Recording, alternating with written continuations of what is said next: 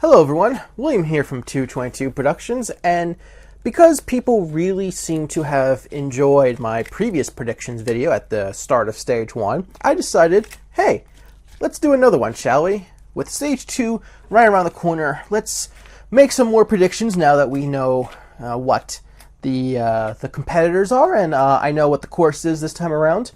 I'm looking forward to seeing Stage 2. I have a feeling it's going to be a lot more enjoyable this time around. The past couple of years, I feel like they've overdone it with the difficulty of Stage 2, being too precision légère focused and just too much upper body strength and just too slow, honestly, just way too slow. So I'm looking forward to it because I've been told the course ahead of time. I haven't watched any preview videos. I know there's a run out there they put out ahead of time. I haven't watched it, so I don't know. But I do know what the course is, what the time limit is. So we're going to talk about all that.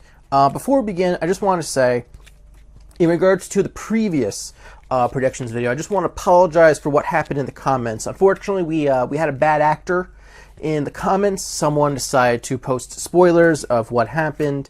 That person's been banned. They can't comment on any of my videos anymore.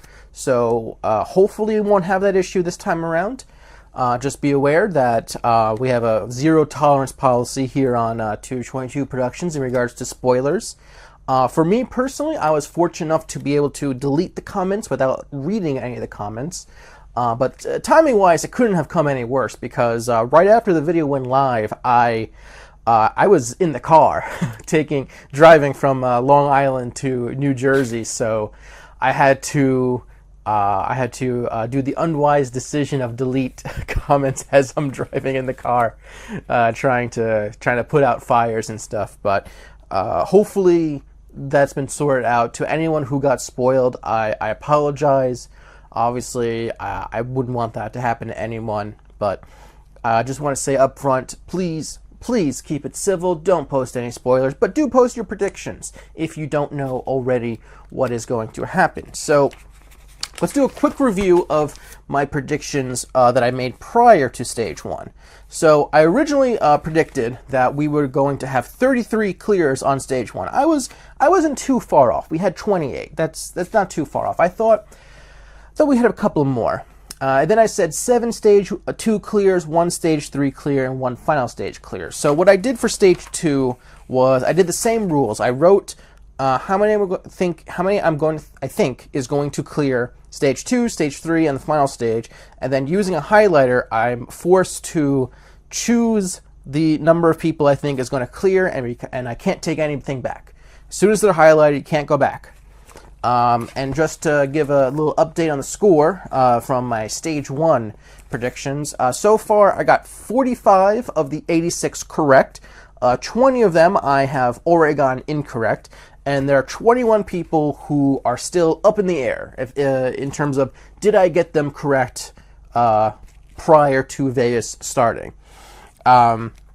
Those are the 21 people who I said would at least clear Stage 1. So obviously I can't say whether or not they're fully correct or not. But so far, so good. So far, so good. There's a possibility of me getting 66 of the 86 correct.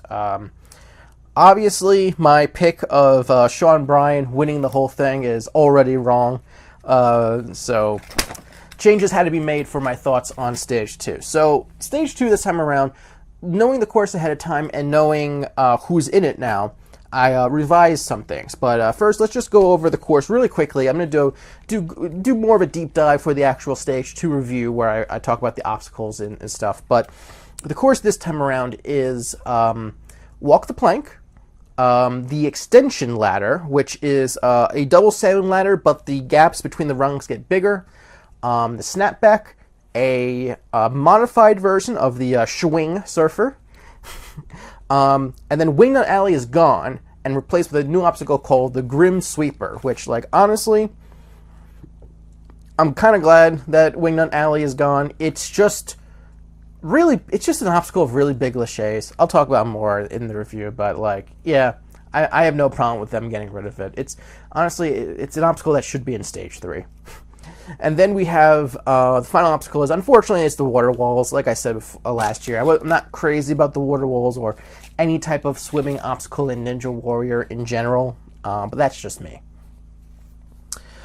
And the time limit, I believe, is 3.5 minutes. That is my belief for the time. What I've been told, what the time limit is. The Grim Sweeper looks cool. I'm looking forward to seeing it in motion. So here's what we have. So thinking about it, I revised some of my numbers. Looking at the course, seeing that it is probably easier this time around, which is a good thing. I predict, originally I said 7, I think we're going to have 10 Stage 2 clear, especially keeping in mind that we have 4 episodes of Vegas this year, and I don't know if this week's episode, this upcoming episode, is going to be strictly Stage 2, and the last episode is going to be strictly Stage 3 and Stage 4. I don't know, but if that's the case, I think we're going to have more than 7 clears. I think it's going to be 10, maybe even more, but I wrote 10. And then of those 10, I think we're still going to have 1 Stage 1 clear, and that person will clear the final stage. So, of our 28 competitors, here are the 10, and this wasn't easy. This was not easy.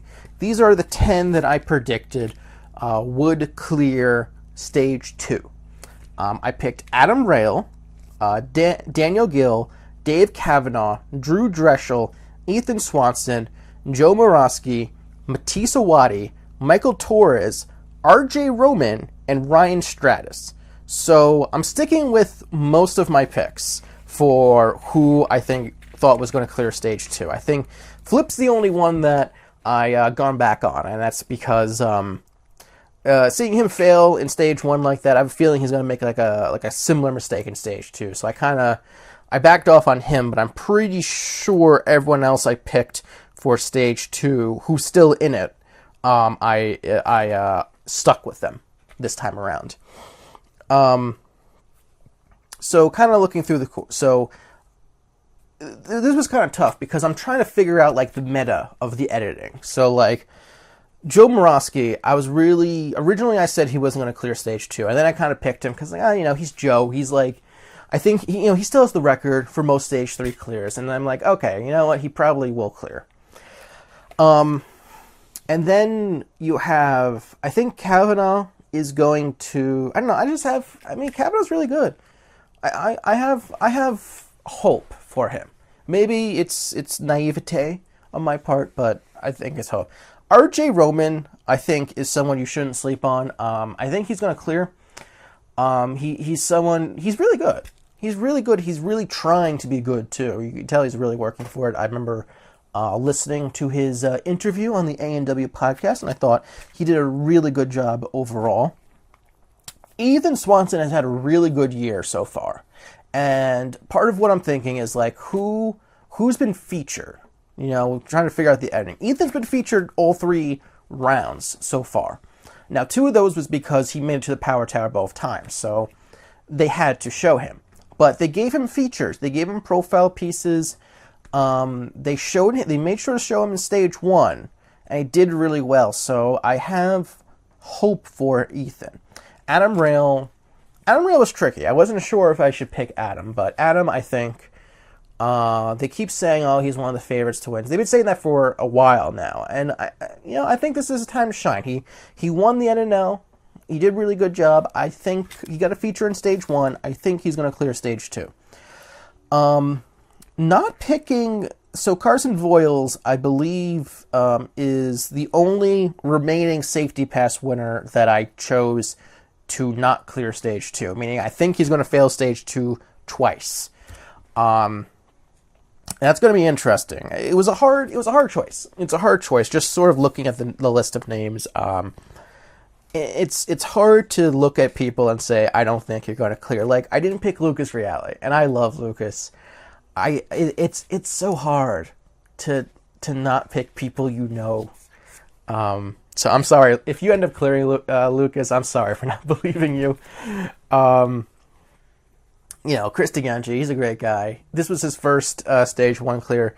I just think he's my guess is that he's going to slip up on something. Again, I could be completely wrong. But Grant, I want to see Grant clear, but I'm thinking of the salmon ladder and how he's kind of like, you know, he's inconsistent on the salmon ladder, just sort of looking at his history. So it's like he might mess up on the extension ladder because you got those added rung heights. So that's my mindset right now. And then just kind of like going through some of the other stuff. Tyler Gillette, you know, maybe he'll clear, but I kind of want to know. Kevin, I'm in the same position where I'm like, oh, maybe not. I don't know. I really don't know. I really just don't know some of these names. Matisse, I think with the safety pass is definitely clearing stage 2. Definitely going to stage 3. Absolutely. No question about it. He's been really good this season. Also, I think Michael Torres, because he has the safety pass, I think he'll move on to stage 3 also. I think he will benefit. And it really feels like this is like Michael Torres' best season so far. I feel like he's really breaking out in terms of skill. I could be wrong, but I feel like he can do it. You never know, though. You know, you never know, because again, I'm trying to think of like who they showed and stuff, so it's tricky to pick. And then I think Drew. Drew had a slip up in stage 1, but I don't think that's going to affect his stage 2. I think he's clearing. I don't think he's clearing stage 3. He's always had issues with stage 3. The only time he's ever cleared is USA versus the World, which to me, like, that's not the same thing. Whether it's Sasuke or A&W, there's always, whenever he makes it to stage 3 in a normal competition, he always makes some sort of mistake. And so I think he's going to make that type of mistake again. I did see, what is it, the Iron Maiden, a version of Iron Maidens in stage 3, I think. I don't know, maybe he goes out there. He has had trouble with like the rock climbing type obstacles in the past, so I think maybe that's where he'll go out. It's tough. I don't want to like go deep into predicting like where people will fail on stage 3 just because I don't know the full course. I really don't. I know the cliffhanger's there. That's about it, actually. It's the only thing I know for sure is there is the cliffhanger. And the Iron Maiden or Iron Maiden type obstacle, just because I remember seeing that in one of the segments. And then finally, the man who I think will clear stage 3 and the final stage, I kind of, obviously I can't stick with Sean Bryan because he's out due to an unfortunate injury. I went with Daniel Gill. I think, I don't know why. Honestly, this one was a shot in the dark. I don't feel as confident in this pick than I did with Sean. It's never easy to pick a winner. There is no, I almost went with Drew. I was debating between Drew and Daniel for who I thought was going to win based on this group. I think the biggest reason I didn't go Drew is because he made that mistake in stage 1. And I have a feeling he might make another mistake like that. You never know. But I went with Daniel. He's strong. He's fairly consistent. I think he has what it takes to beat stage 3. He's been in stage 3 before. I think he can do it. So that's my pick. Daniel Gill is my pick. And those are going to be all my predictions. Bit shorter video just because we have less stages to talk about. But that's what I think. Who do you think at this point? Who are you picking to clear the course? I don't know what's going to happen. I'm excited. Stage 1 was really fun to watch, and I'm looking forward to stage 2. It looks like it's going to be better this year, and I'm very excited to see what happens overall. So thank you all very much for watching. Make sure to subscribe to know when my review of Stage 2 goes live. And thank you all very much for watching. I'll see you next time. Later.